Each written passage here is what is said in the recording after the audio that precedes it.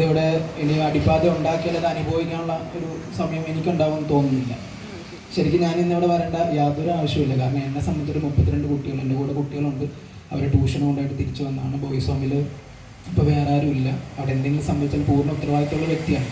ഇതിൻ്റെയൊക്കെ ഇടയിൽ ഞാൻ ഇവിടെ വരാൻ അതിനൊരു വ്യക്തമായൊരു കാരണമുണ്ട്. അത് നിങ്ങളോട് പങ്കുവെക്കണമെന്ന് മാത്രമാണ് ആഗ്രഹിച്ചത്. ഒരുപാട് തിന്മകളും ഒരുപാട് അനീതികളും ഒക്കെ നമ്മുടെ ചുറ്റുപാടൊക്കെ നടക്കുന്നുണ്ട്. അതിനെതിരെ ശബ്ദമുയർത്തേണ്ടവരും അതിനെതിരെ പ്രവർത്തിക്കേണ്ടവരും പ്രതിരോധിക്കേണ്ടവരുമായ, അത് സഭയിലാണെങ്കിലും സമൂഹത്തിനാണെങ്കിലും അങ്ങനെയുള്ള വ്യക്തികൾ നിശബ്ദത പാലിക്കുന്നതുകൊണ്ടാണ് മറ്റുള്ളവർ ഒരുപാട് പേര് അനുഭവിക്കേണ്ടി വരുന്നത്. ശരിക്കും ഇത് ഇത്രയും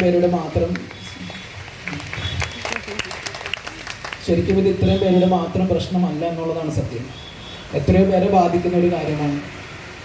പക്ഷേ എന്നെ അത് ഡയറക്റ്റ്ലി ബാധിക്കുന്നില്ല, എൻ്റെ കുടുംബത്തിന് അല്ലെങ്കിൽ എൻ്റെ കച്ചവടത്തെ അത് ബാധിക്കുന്നില്ല എന്നുള്ളത് കൊണ്ട് തന്നെ ഒരുപാട് പേര് ഇതിൽ പങ്കുചേരുന്നില്ല. ഈ ദിവസങ്ങളിലൊക്കെ ഞാൻ ഈ വഴി കൂടെ പല കാര്യങ്ങൾക്കൊക്കെ പോകാറുണ്ട്, കുട്ടികളുടെ ആവശ്യത്തിന് വേണ്ടി സാധനം പഠിക്കാനൊക്കെ. ഈ സമരത്തെക്കുറിച്ചൊക്കെ പല രീതിയിൽ ചർച്ച ചെയ്യുന്നതൊക്കെ ഞങ്ങൾ കേൾക്കാനിട വരുന്നുണ്ട്. നമ്മുടെ ഇവിടെ തന്നെയുള്ള ആളുകൾ പലരും ഈ സമരത്തിൻ്റെ കുറവുകളെക്കുറിച്ച്, അത് ചെയ്യേണ്ട രീതികളെക്കുറിച്ചൊക്കെ തർക്കിക്കുമ്പോഴും ഈ സമരത്തിന് പിന്തുണ കൊടുക്കാനോ ഇതിനെക്കുറിച്ച് വ്യക്തമായി ചർച്ച ചെയ്യാനോ പ്രതിഷേധിക്കാനോ ഒന്നും ആളുകൾ മുന്നോട്ട് വരാത്തത് വളരെ കഷ്ടം തന്നെയാണ്. എന്നാണ് എൻ്റെ മനസ്സിലുള്ള കാര്യം. ഇത് മാത്രമാണ്, ദുഷ്ടന്മാർ കൂടിയതുകൊണ്ടല്ല തിന്മ വരുന്നത്.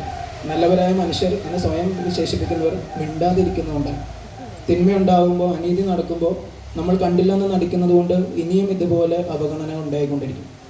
ഈ ജനീയ പ്രതിഷേധത്തിൽ സർക്കാരും മറ്റുള്ളവരും വളരെ ഒരു ഇൻട്രസ്റ്റ് കാണിക്കുന്നില്ലെന്ന് പ്രിയപ്പെട്ട ജോഡേട്ടൻ സൂചിപ്പിക്കുകയുണ്ടായി. ഒരു വ്യക്തി മുന്നിട്ടിറങ്ങിയാൽ മതി, 1000 പേരൊന്നും വേണ്ട. ഒരാൾ ഒറ്റയ്ക്ക് നിന്നാൽ തീരാവുന്ന പ്രശ്നങ്ങളേ ഉള്ളൂ നമ്മുടെ സമൂഹത്തിൽ. ആമസോൺ വനത്തിൽ റോസ്വുഡ് എന്ന് പറഞ്ഞ 2000 വർഷങ്ങൾ പഴക്കമുള്ള മരങ്ങൾ ഉള്ള സ്ഥലമാണ്. ഒരു പേപ്പർ ഉണ്ടാക്കുന്ന വലിയൊരു കൂറ്റൻ കമ്പനി, ഒരു കോർപ്പറേറ്റ് കമ്പനി ഈ മരങ്ങൾ മുറിച്ച് പേപ്പർ ഉണ്ടാക്കാൻ തീരുമാനിക്കുന്നു.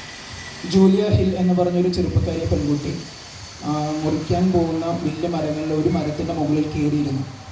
നിങ്ങൾ യൂട്യൂബിലും അല്ലെങ്കിൽ സെർച്ച് ചെയ്താൽ മതി. ഒരൊറ്റ പെൺകുട്ടിയാണ്. ഇതൊരു വലിയ കോർപ്പറേറ്റാണ്, കോടിക്കണക്കിന് രൂപ വരുമാനമുള്ള ടേൺ ഓവറുള്ള ഒരു കമ്പനിയാണ്. വലിയ അഡ്വക്കേറ്റ്സും സാമ്പത്തിക ശേഷിയും ശക്തിയൊക്കെ ഉണ്ട്. 2 വർഷം ഈ പെൺകുട്ടി ഒറ്റയ്ക്ക് ഒരു മരത്തിൻ്റെ മുകളിൽ, ആ മരം മുറിക്കാൻ പറ്റില്ല, മുറിച്ച് കഴിഞ്ഞാൽ പെൺകുട്ടി താഴെ വീഴും. ഈ കമ്പനി പലതരത്തിലുള്ള ഉപദ്രവങ്ങൾ ചെയ്തു ആ പെൺകുട്ടിക്കെതിരെ. അടിയിൽ നിന്ന് തേനീച്ചകൾ, പാമ്പ്, ഇപ്പോൾ അടിയിൽ വിറകൊക്കെ കത്തിച്ച് പുകച്ചു, ഒരുപാട് ദുഷ്ടതകൾ അവർ ചെയ്തു. പക്ഷെ 2 വർഷം ഈ പെൺകുട്ടി, ജൂലിയ ഹിൽ എന്നാണ് പെൺകുട്ടിയുടെ പേര്, അവൾ 2 വർഷം ഈ മരത്തിൻ്റെ മുകളിലിരുന്നു. അത് ലോകം മുഴുവൻ അറിയാനിട വന്നു ഇവരുടെ ഒറ്റയ്ക്കുള്ള ഈ ഒരു യുദ്ധം. എങ്ങനെ നമ്മുടെ അവിടുത്തെ കോടതി ഈ മരം മുറിക്കുന്നതിനെ സ്റ്റേ ചെയ്തു. പിന്നീട് ആ കമ്പനി ബാങ്ക്രപ്റ്റായി പോകുന്നു. ഇപ്പോൾ ഞാൻ മനസ്സിലാക്കുന്നതാണ്, 1000 പേരൊന്നും വേണ്ട, മുമ്പിൽ നിൽക്കുന്ന ഒരാൾ പൂർണ്ണ ബോധ്യത്തോടെ നിൽക്കാൻ ധൈര്യം കാണിച്ചാൽ ഇതിന് തീർച്ചയായിട്ടും അത് കാണാൻ പറ്റും. അത് പറയാൻ വേണ്ടി എൻ്റെ ഒരു സാന്നിധ്യം അതിന് വേണമെന്ന് തോന്നിയത് കൊണ്ട് ഞാനത് ശബ്ദിക്കുന്നു. മറ്റു പല പ്രശ്നങ്ങളിലൂടെ നടക്കുന്നുണ്ട്, പല കാര്യങ്ങളും ഞാൻ ഇന്നേ വരെ അതിന് സംസാരിച്ചിട്ട് പോലുമില്ല. അത് പള്ളിയുടെ കാര്യമായിക്കോട്ടെ, സഭയുടെ കാര്യമായിക്കോട്ടെ, മറ്റെന്തോ ആയിക്കോട്ടെ.